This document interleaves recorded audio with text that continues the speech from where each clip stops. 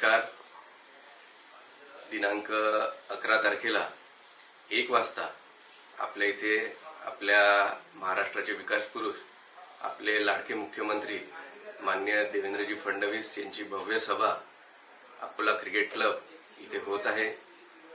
या सभेमध्ये अकोला आणि वाशिम जिल्ह्यातील आपल्या लोकसभेतील 3000 कोटीचे विकास कामाचं भूमिपूजन व लोकार्पण माननीय देवेंद्रजी यांच्या माध्यमातून करण्यात येणार आहे.